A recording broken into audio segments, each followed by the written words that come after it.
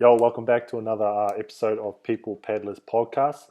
Thanks for the feedback and all the views on the last one with the bro Mark. Uh, a big help if you guys share the page and share the videos and give the page a like. That kind of just spreads the word and spreads the knowledge to everyone out there, and so everyone can kind of get a bit of an understanding of different people and kind of how Wakama has been throughout the years. Our next guest is the brother Mario. He's living in Hawaii, hence all the Huinalu kit. Someone who I stayed with last year in Hawaii, and so I'm looking forward to having a bit of a catch up with him and hearing a little bit about his knowledge and some different programs he's set up in Hawaii.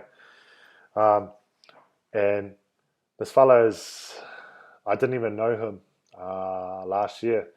And it's a bit of a story that I was looking for a place. I wanted to go to Hawaii, and the goal was to do Molokai. So I wanted to first find a club and then find somewhere to stay. And I didn't know anyone in Hawaii.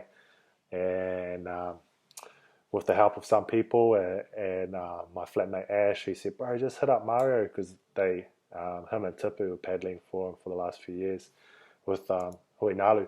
And so, long story short, he let me fly over. He said, "You can stay at my house and I'll sort you out." And I'd never met him before, so first time I met him was at the airport and stayed at his house for 2 months. Paddled every day, trained with the club. Paddled 4 different races, including Molokai, which was the goal, the dream. So I'm very grateful and blessed to meet him and allowing me the opportunity to go do that. So let's hear what he's got to say. Let's go. All right, we'll get into a few questions. Pick your brain. Sure. But well, we'll just start off with just tell everyone about your upbringing, kind of where you're born and where you moved to, and kind of different sports you got up to and stuff like that. Yeah. So, you're born in Fiji? Yeah. Born and bred Fiji. I pretty much grew up in a little small community outside of the city. So really rural, kind of, very rural. What's the name of the village there?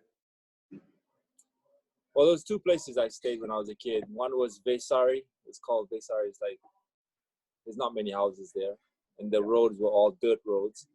And then I moved. And then from after I got a little older, when I was about 10 or 11, we moved to a place called Tongalevu. That's where I spent most of my teenagehood, actually, until I moved to New Zealand. But that was right by the water. Yeah. And yeah, really beautiful place. The bay, there's no houses nearby. We were kind of the only house in the bay. So It was unreal. And your parents still in Fiji, eh? Yeah, they still are. My dad's in Samoa right now doing a contract, but yeah, for the most part, they're still living in Fiji. Yeah. And then what, after that, you went to school in New Zealand? I did high school. After high school in Fiji, I did some tertiary education in Fiji. But while I was doing that, it was only the first semester. I got a scholarship from one of the companies in Fiji to go study in New Zealand. So that's when I left. Oh, yeah. And so I left around 2000. I left and went to Christchurch. That would have been a bit of a cultural shock, eh? Oh, big time. It was February, we were landing, and it's summer, but there was snow in the mountains, and I was like, fuck, it's cold. Excuse my language. And so what, you studied down there at the university? No, it was actually with Air New Zealand Training Institute. So I was doing an aircraft engineering course, aeronautical engineering course. So, and that was at the airport at Christchurch. Yeah. I stayed there for a year. I managed to find the closest rugby club, which was Burnside Rugby Club. That's where, what's his name? Andrew Mertens and Dan Carter. I think Dan Carter went there, but I can't remember. a few names. Yeah. That's where that was their club. So I started with them. Played in the Colts at the time, and tried to make the Canterbury Colts, but I didn't make the cut. Yeah. But that was okay. I Yeah. was too much of a Fijian. But it's funny because when I left Fiji, I was playing in the forwards as a flanker. When I came there, I ended up on the wing. Stereotype, hey? Throw the Fijian on I the was wing. like, shit, I've never played backs in my life. Bro, just take the ball and run. Oh, it's classic. And then yeah. what? So after Christchurch, you went up to Auckland? Yeah, after Christchurch, I went back to Fiji for a bit. And then I moved to Auckland in about 2001. Yeah. So, and that's when I started working at Air New Zealand, doing my apprenticeship, and then ended up working for them. But when I moved to Auckland, that's when I found out that there was some paddling in Auckland. So I joined Waitakere. Oh, yeah. Yeah, I was out west because I was living out west, and so that was the only club I could find. So I drove down there. Had you already started paddling in Fiji beforehand, or? Yeah. When I was 16, I started paddling in Fiji. Oh, yeah. Right before the Fiji Worlds. And then I took a break. Yeah. So, yeah. Did you keep playing rugby in Auckland, or? Only socially for a little bit. And then then paddling took over and work took over. So I kind of concentrated on paddling. Yeah. And I was having too much fun with all the boys at Waitakere. Met Vic. Yeah. Who were those fellas? That's was me, Victor Mokaraka.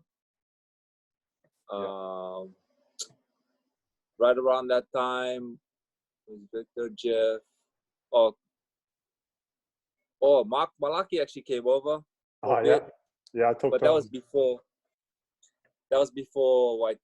that was after Waitakere started doing a little bit better. Yeah.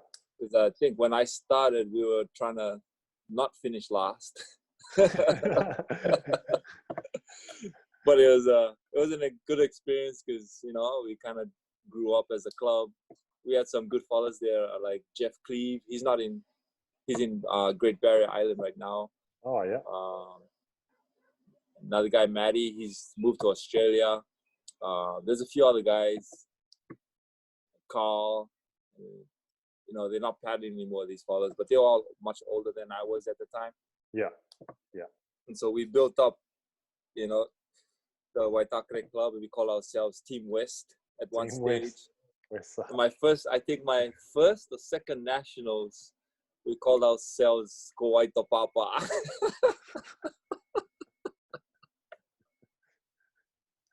That's your team name. Yeah.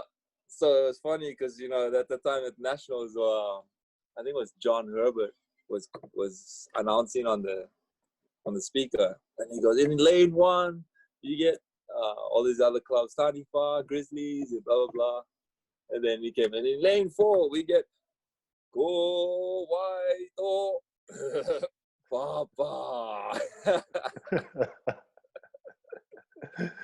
That's a good name. Oh, the boys are funny. That was a real great introduction to New Zealand waka ama for me. Yeah. And so how long were you in Auckland for? Oh, I lived there until I left to come to Hawaii. Yeah. Is that where you met Khaleesi? No, I met Khaleesi in the Cook Islands in 2004. Oh, Waka Yes, the one. Was it the first? Yeah, the first Wakaiva. Oh. Oh. I'm keen to go do that, eh? Yeah? Yeah. Some of the boys here, all the old fellas, they go and they love it. They love it. Oh, it was fun at the time. Like we went 4 years in a row. Yeah. And then then I guess it was a bit too rowdy. And then they started having rules and trimming it down a little bit. But it's still a really good event. Like, if you want to take a week's vacation and still do some fun paddling, that's the race to do. Yeah, for sure. Right, so tell me a little bit about the start of Hui Nalu. and kind of the program you've developed? Um, okay. Well, it all started with when I first moved to Hawaii. I paddled for a canoe club called Huila Nakila, and they were well known for, being like a real local club. Yeah, Uh, a lot of top paddlers in Hawaii started there at some point. yeah, So they had kind of a really good men's program, and then so the guys who first introduced, or the guys I first started hanging out with and going paddling in Hawaii, encouraged me to go there. So I started there. I think it was around about my second year or third year in the club. There was a bit of falling out between our coach. I wasn't coaching; I was a paddler. Between our coach and the board members. mm, So we decided, we'll finish off this paddling season, and then after the paddling season was over, we'd kind of decide on doing. Some of the club members decided we'd do our own thing. yeah. So after that fell through, I had to find another club, and I think so. I decided to join Huinalu the following year. So the first year Huinalu was all right. We had a pretty good number of people. A lot of the guys came from Huilanakila, so we all went over together. So we brought out a bunch of the guys. First year was all good. We had a coach. His name was Evan Rhodes. He was pretty good. He's a really good fitness trainer, Yeah. and stuff. And he built up the program. And then the Huinalu men's program started getting a lot bigger. And then after that year, he did 1 year coaching when I was there. And then the following year, he didn't coach, so they were looking for a coach. So myself and Kekai, you would have met Kekai, yeah, when you were here. He's the big fella. Hawaiian guy, Yeah, yeah, co-owned the boat. yeah. So myself and Kekai were paddling together. He's a real strong paddler, and we decided, you know, I, I had a chat with him. I said, let's take over the men's program, and that way we can kind of teach the guys the technique that we think is best for a club. Yeah. And then, just spearhead the program from there. So we both took on the coaching role. So, and we had ideas in our mind. He came over from Huilanakila as well. We had a method and an idea in our heads of how we wanted the paddling to be. Yeah. But also we wanted the structure of the program to be a certain kind of attitude and respect in the club. So we built that kind of aspect into it, but it was really difficult. What was kind of some of the things that you wanted to like change in terms of you're talking about your style? Yeah, I mean, the style part was really difficult to try and hammer home with the boys because they were so used to a certain type of paddling. Yeah. But then again, and also the amount of people that were there. I mean, you had over 60 guys. Oh yeah. At practice. Yeah. And you had guys that thought they knew everything about paddling, and then you had 2 new coaches who was gonna try and take over there. So Kekai was a bull. Nobody wanted to mess with Kekai. Yeah. So it was good having him on board because we just had to tell people like it is. That was rough, especially dealing with like 60 guys. Yeah, it's a lot of. Yeah, and being first-time coaches, that was really difficult, because we had a philosophy that we wanted to implement and a style. And being first-time coaches, it was hard to gain that respect. So it took a while. First year, coaching was actually not bad. We went from the previous year when we were not coaches, we came 15th in Molokai. And then the other teams were kind of retrospective in 30th, 40th, or 60th place. Yeah. And then our first year coaching, we got 7th at Molokai. Nice. And then so forth. The other teams kind of did pretty average, mid-pack. Yeah. Our second year coaching, we got 7th again. And then so forth. But our third year coaching was kind of when we made the biggest jump. But I think the third year, that's when we introduced Team Oceania. Yeah. So talk a little bit about that. Yeah, Team Oceania. How that came about. The concept of Team Oceania was mainly built a lot around how Team New Zealand Hawaii was, was around back in the day, and kind of similar, but we had our subtle differences in it. But the main thing was that we had these top athletes in Hawaii, well, in Huinalu, and then there was a huge drop between the top athletes and the next level of athletes. And at the same time, we were kind of losing some of our top athletes, like between first crew and second crew. Back in the day, back then was like huge. We would be miles ahead of front.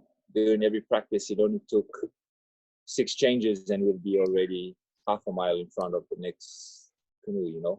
Yeah. And Huinalu is a very community-based club, and I love the fact that they are.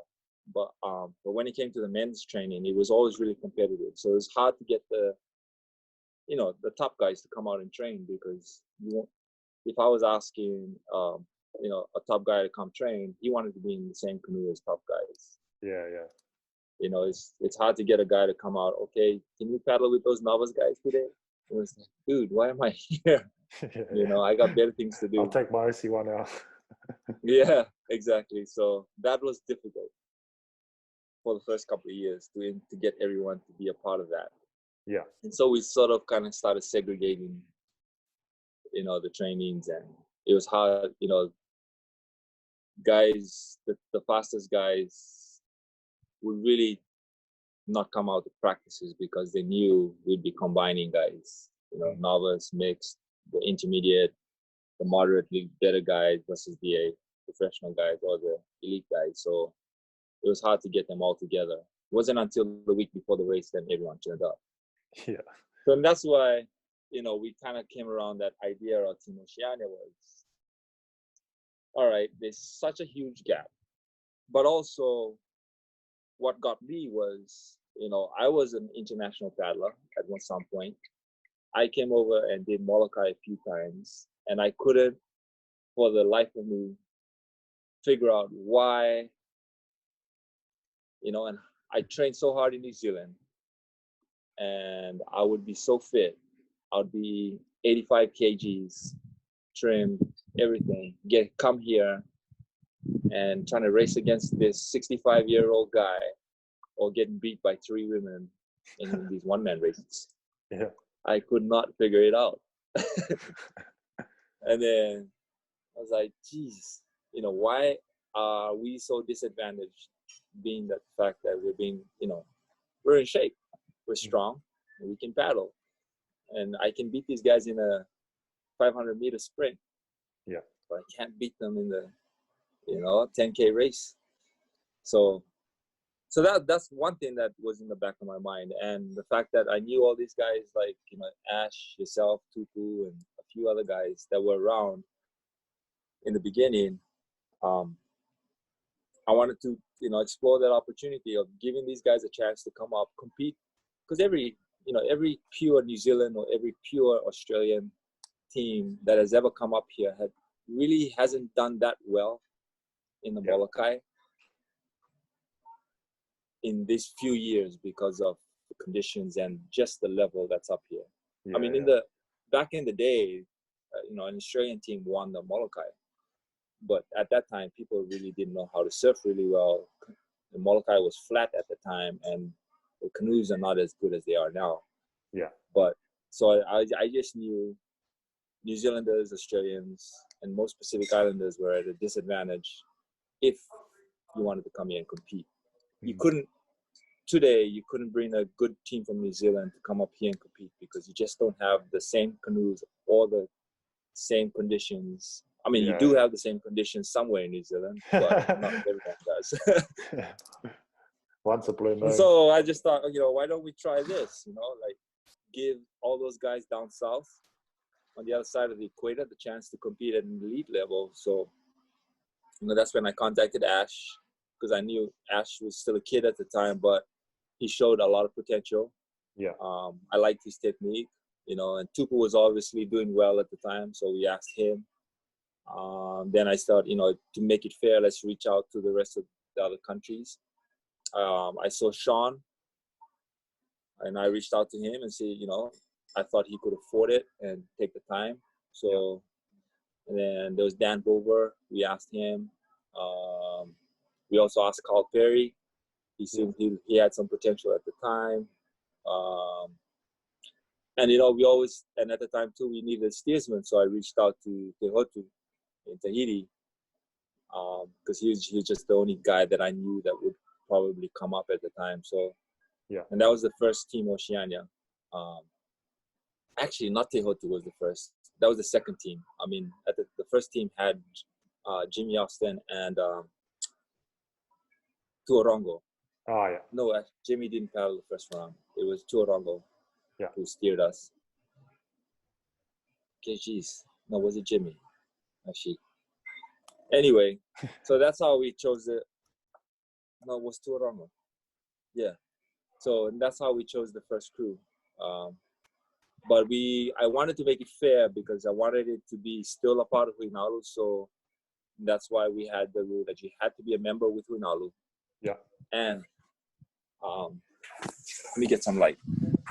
And we had to be a 50-50 split. We couldn't be completely international guys, so that it was completely fair to the local boys. Sorry, I just tried to turn the light on.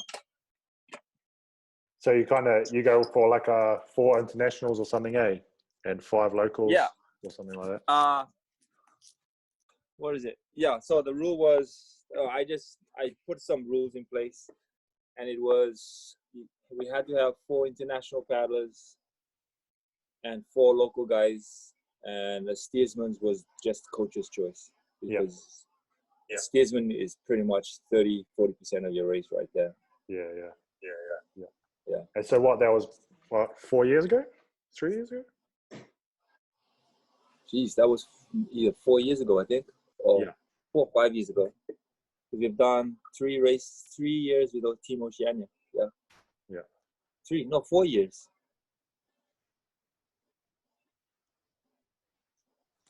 Wait a minute. 4 years. 4 years, Team Oceania, Yeah. And so the other people you brought in are just kind of people you know as well. Well, the guys the first year I didn't know Sean at all. Oh, you didn't? Nah. And I didn't know Dan Bova so well. And I didn't know Carl that well as well. Yeah. But I just seen them at events, and then for me, I didn't want to go about with ifs or buts. So I kind of did a little bit of homework on these people, and I wanted to make sure that they could afford it for the first part. Yeah. They could afford the time off, and more importantly, well, besides the fact that they had a good technique at the time, those things were easy to adjust, but also I could trust that they would easily blend in with a bunch of guys that I was going to pick. Yeah.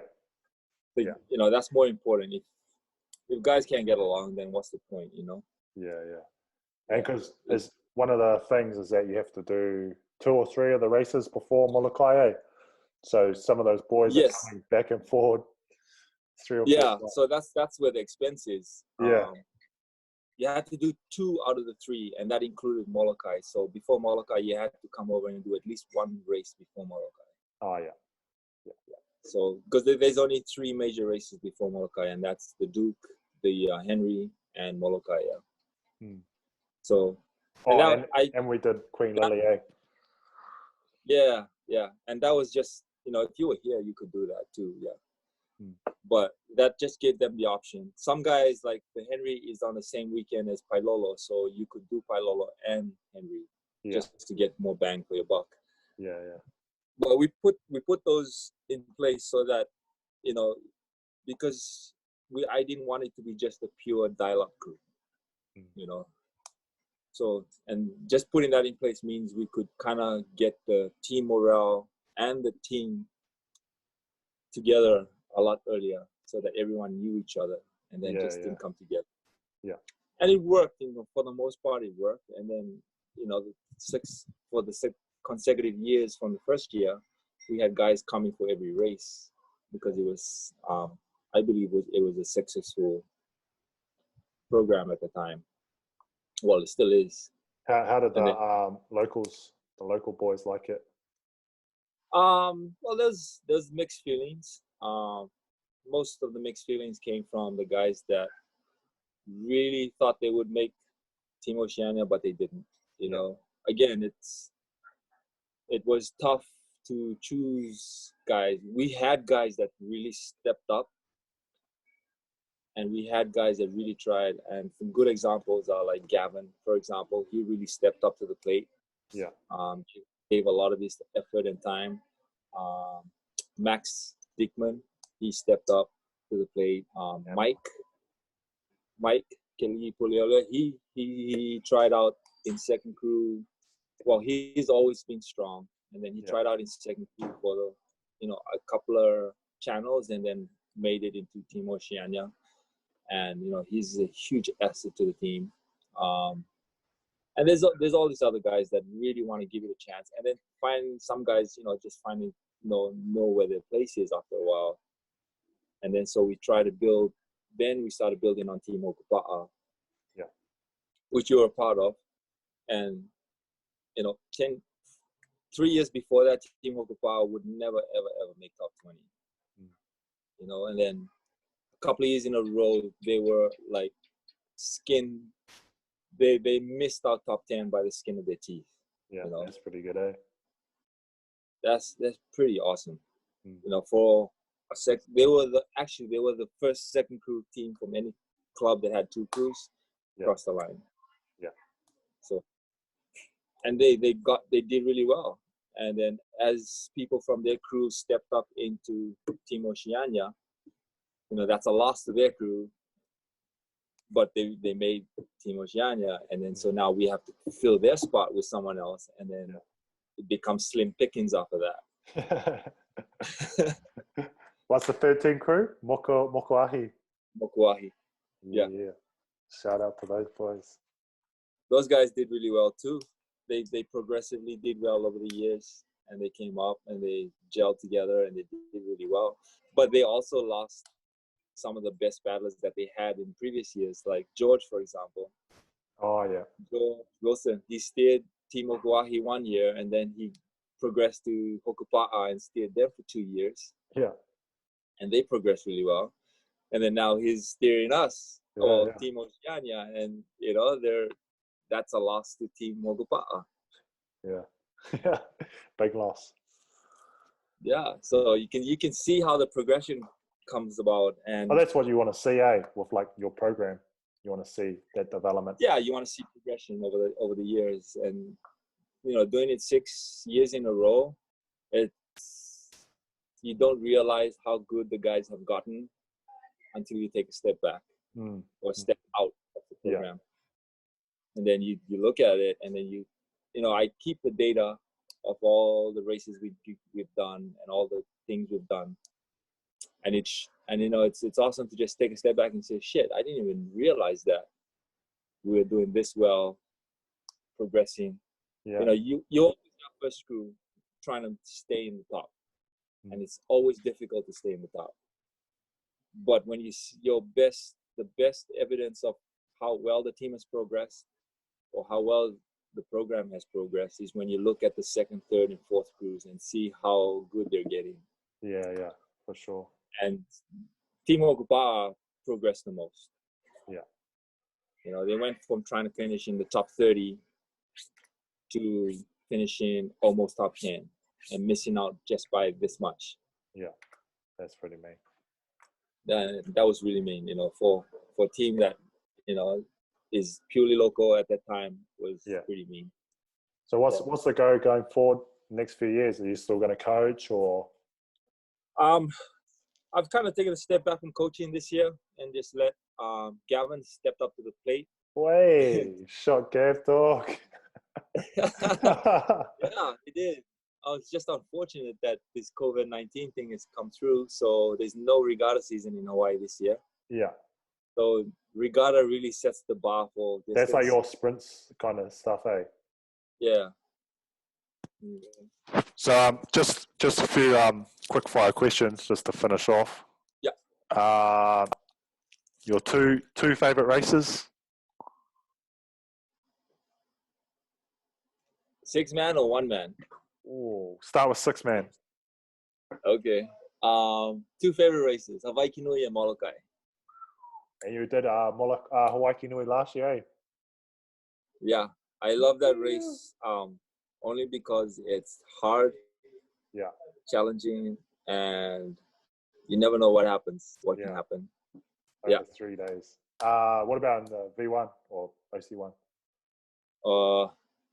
OC1, my favorite race would be the Molokai as well. Yeah. I really love that race, and I would say either the Nepali race or Maui to Molokai. I know a lot of people will say Maui to Molokai because it's such a great downwind race. Yeah. But I do like Nepali. I mean, it's a downwind race too, but it just has such beautiful scenery.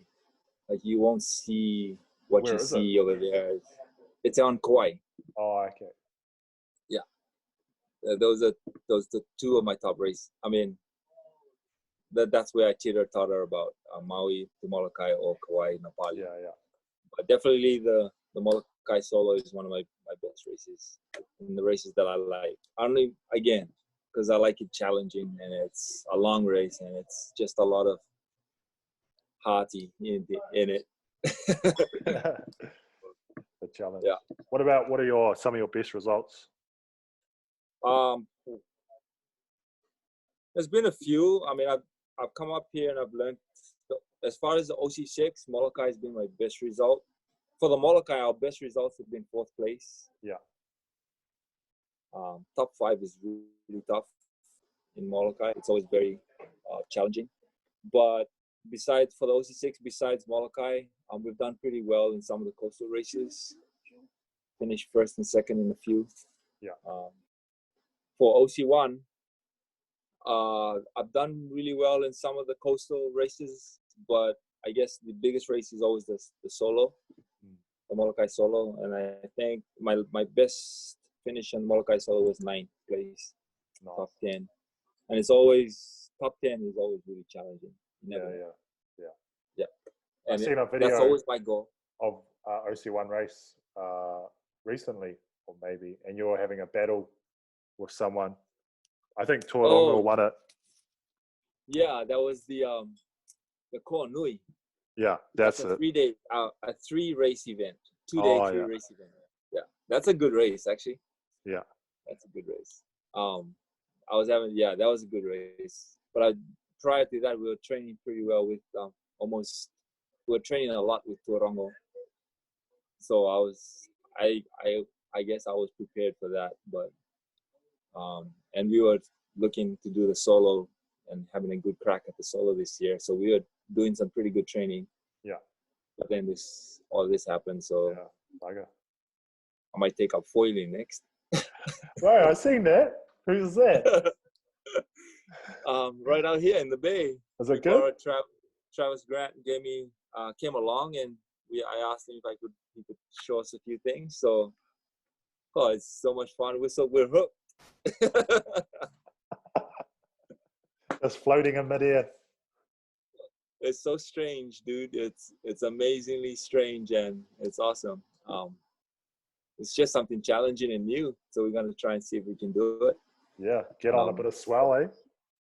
Yeah, give it a shot. Boom, boom, boom. And so, what would the difference between kind of New Zealand and Hawaii be in terms of paddling conditions, etc.? For conditions, Hawaii has some pretty epic conditions if you're into the rough stuff. I would say if you're into sprinting, Hawaii conditions are pretty rough because we don't really have any good flat water sections. Yeah. The Alawai is the only place that has a flatter section canals. and straight.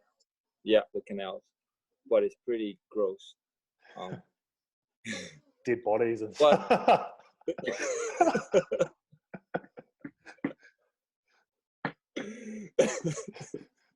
Yeah, hard night after Mai Tais. Yeah, you'd probably be dead in the other life. No, yeah, but as far as like paddlers, if you're thinking about paddlers, New Zealand has a lot of really potential and a lot of good paddlers. And I think New Zealanders are naturally athletic. Yeah. In a sense. They're always, I guess it's the do-it-yourself attitude or go do it yourself kind of thing. And the New Zealand attitude of just being really tough and strong. So, and that's why I think New Zealand paddlers could be really much stronger than Hawaii paddlers at certain moments. Yeah, as far as if you're looking at numbers and data, I think you would have a lot more fitter paddlers in New Zealand than you probably would have here in Hawaii on a data standpoint. But Hawaii has good paddlers because the stuff we do up here is challenging, surfing.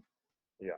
They got the conditions, they got the athletes that are already experienced in the surfing aspect. Yeah. Especially here in Oahu, it's really challenging, and you got a lot of fast people to race against. And if you keep racing up here against fast people, you just naturally get better. And New Zealand has, and the only other reason is that New Zealand has a lot of potential. I think the New Zealand overall scene, a lot of people in New Zealand have really good technique, and it comes from the V1s that they use and the Tahitian influence. Yeah.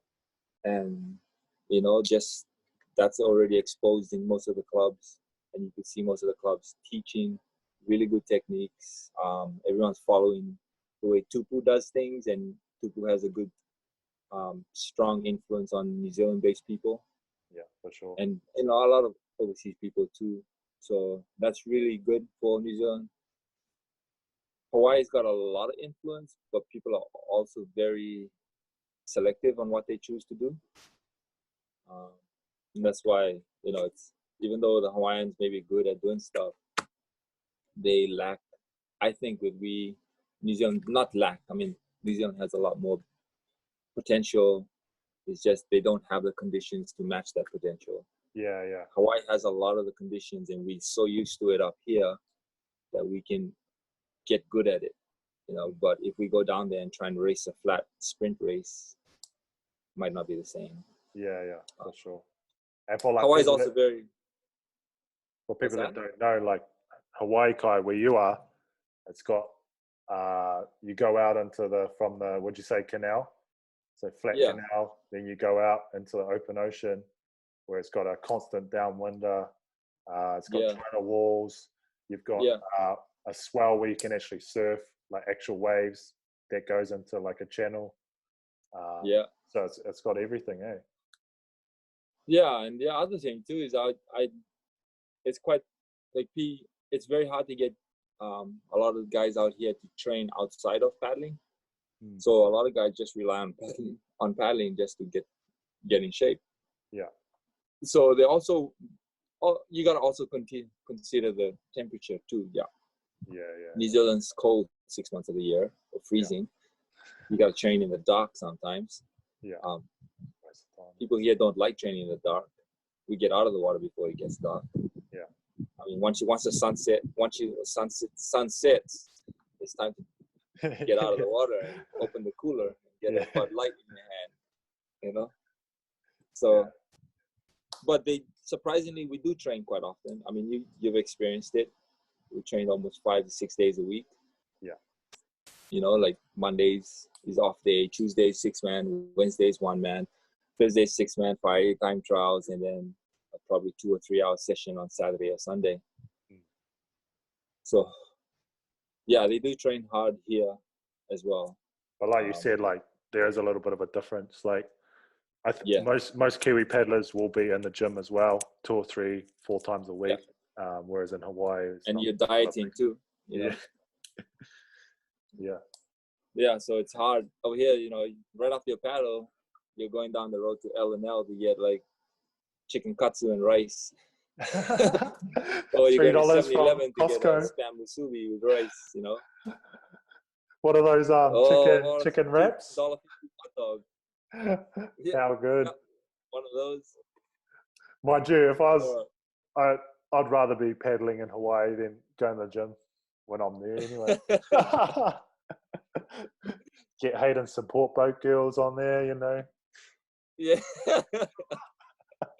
they're still coming out. Oh, They're I still seen that bringing them photo out. of you guys surfing. I go, classic, bro. That's classic. There's two of them there. Yeah, we still got the. Like, I mean, he's awesome. So he still does that. Yeah. He makes everyone feel young. Keep the eyes fresh. Nah, me, bro. Always fresh fish.